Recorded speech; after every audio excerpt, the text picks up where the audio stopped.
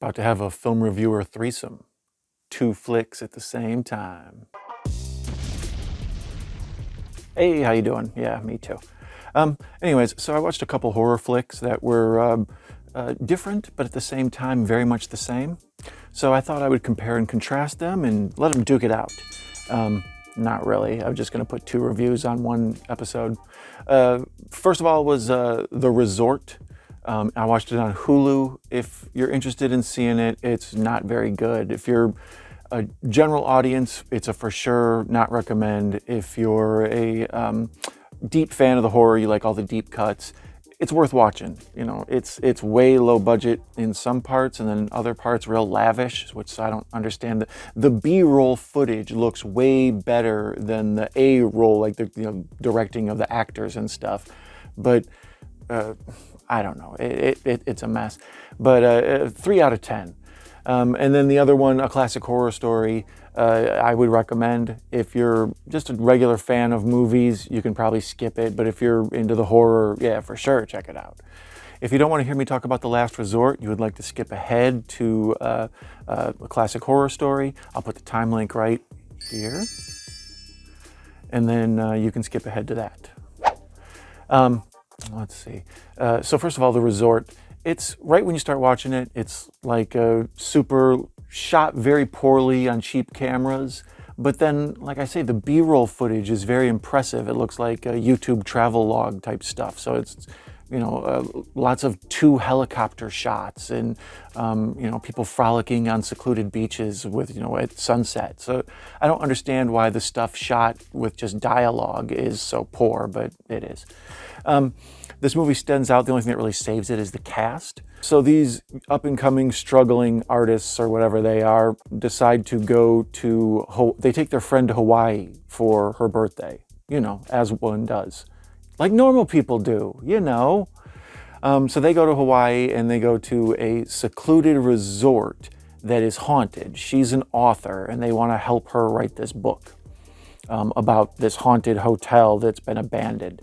It looks like maybe they got access to a hotel that was like damaged after a hurricane, or maybe they just dressed up a small part of a building and then, did the rest with CGI or something. But the set itself was rather impressive. I thought that was another thing that gave it good production value.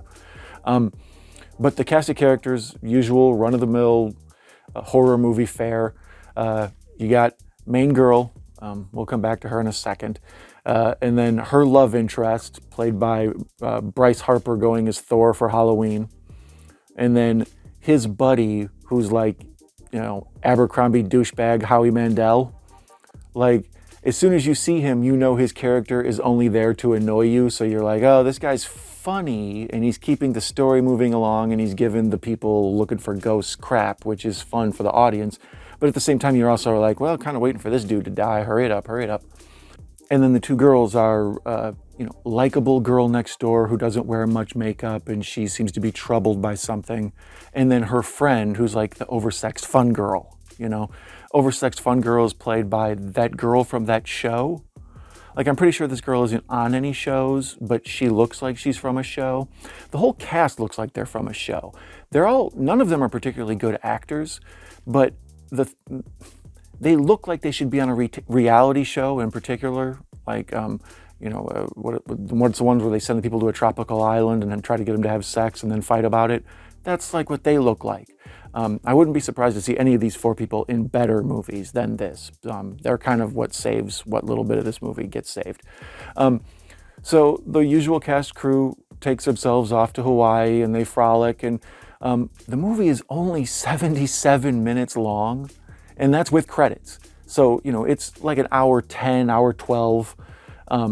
And they take time to like frolic on a beach at sunset or go swimming in there's a whole thing about, can we please go to the waterfall? No, we don't have time to go to the waterfall. Oh, let's go to the waterfall. Oh, let's have fun. Let's go to the waterfall. And then they go to the waterfall and nothing happens. And they just get back on with the story. If you edit this movie down to like a nice, reasonable, what this story needs, it would be maybe an episode of like Creepshow or Tales from the Dark Side or whatever, some sort of anthology horror show. But as far as substance goes, no, there's just these people go to a scary place and it's scary, the end. Well, anyway, so They're doing their business in this haunted hotel, and like I said, the set is kind of cool. It's dirty and dingy, and then it's kind of Blair Witchy with a little pinch of The Shining, and then some sort of frantic horror stuff breaks out. In my opinion, the directing, especially the directing of the actors, but the scene setups, like the cinematography directing, a lot of time is just not very good. But the editing is done very well. So the editing saves it. I shouldn't blame the cinematographer. There's a lot of they know to put lighting in the background to fill up spaces, right? But the rest of it is just looks one notch above porn. Well, anyways, so it ends kind of how you would think it ends. There's one or two scenes that are sort of jump scary, but overall, there's nothing there. It's just ideas taken from better movies. I'm a big fan of vacation horror movies, especially where, four kind of naive white people go off somewhere where they're not wanted and they don't understand the local culture and they just kind of act all like, "Duh," and then, of course they get murdered. That's always satisfying to me. I don't know why. But this movie kind of has that, but it's still just a jumbled mess of ideas. The script needed to be rewritten and then rewritten again 2 more times. Overall, yeah, pass. And the other one was a classic horror story. It was on Netflix. The big knock against it is it's in Italian. So you either have to watch it with dubs or you have to watch it with subtitles. I watched it with both, but then after probably a half hour in, I turned off the subtitles because they're kind of distracting. I'd rather just watch the movie as it is. And if the dubbing is done well enough, it isn't distracting. I'd rather see the scenery and the set design and the way the actors are moving and stuff more than I'd rather try to be reading stuff at the bottom of the screen, right? So the dubbed version is worth watching. That's what I would recommend to you. But if you need the subtitles, go ahead and put the subtitles on. I'm not going to hold it against you. This one's the usual horror group, just like the other one. That's why these movies sort of reminded me of each other. You got the final girl. She's like the dreamy kind of final girl. This happens mostly in Triangle and I'm sure I'll think of some others. But the main character seems to be almost tripping. They're sort of in a hallucinogenic state when they even question in the movie, are we in a dream? Or maybe did we die and this is purgatory or whatever? But she starts off the movie by finding out that she's pregnant, or at least pretty sure she's pregnant. And then she gets on a caravan full of people, like a rideshare deal. And the people she's with are your usual cast of characters. There's the cute couple, the douche boyfriend and the cutie pie oversexed girlfriend. And then the other one is the older man who seems to not want to be there. He's kind of a troubled businessman type. It's well, we know he has a backstory that'll take up 5 minutes later down the road or whatever. He's just, a disheveled European businessman. And then the guy driving the caravan is, of course, comic relief, curly-haired guy. He's kind of portly. He's the, I don't get laid guy. And then he's doing all sorts of videotaping with his phone. So we get that shot a lot, kind of the found footage thing. So, you see right away, once they're on this caravan driving through woody areas, what's going to happen? Yes. Correct. They crash the caravan and they get lost and they can't figure out where the hell they are. So they stumble across this old cult church thing. And they try to wander around and see if they can find something else, and they stumble back to the cult church thing. So then they walk in the other direction and go real far, and they end up at the cult church thing. So then the thing of, it's kind of in the tall grass, or, I don't know, there's a lot of movies like this where people just get lost and they keep walking in circles and the confusion of where the heck are we and what we're doing. So eventually they stumble upon the cult that belongs to the church, a real Goldilocks kind of thing. And then the cult is a lot like The Ritual. The reason I keep comparing this movie to a bunch of other movies is that's what this movie wants you to do, is be like, oh, I've seen something like this before, or oh, this is real Twilight Zone-y, or oh, this is like that one movie that one time. So when the cult shows up, of course, by that time, the people on the trip, they've started to get picked off. And we eventually get down to what really matters, which is the final girl and then the chubby filmmaker guy who's kind of fun and silly. And then in their dealings with the cult, they rescue a little girl who was captured by the cult. So it's kind of like a Newt Aliens thing. You know, there's this, the main character is getting ready to be a mother, and that's on her thoughts. And then, you know, she finds a child, and of course, like her mother instinct kicks in, and she's got to protect this child and stuff. But then, you know, spoiler alert, it all turns bad for her. It turns out that the chubby guy who's you know, driving the caravan, he's in on it, and the little girl's in on it too. And she gets taken to this big cult dinner that's kind of like Midsummer, and she finds out that it's actually the mafia who has kidnapped her, and they're putting her through this like torture chamber and videotaping it, and then they're selling it as horror movies. And the movie itself goes into like a big long speech about, you know, how people don't worry about other people's problems anymore. They just want, if something bad happens, they just pull out their phone and record it. And it's refreshing to actually watch a movie that has a point. Like, most movies now don't have a point. It's like, yeah, the point of this is we're going to rob a bank. It's like, well, yeah, but it should be about like human nature and society. And no. But this movie actually has a point, and it says something, which is refreshing and fun.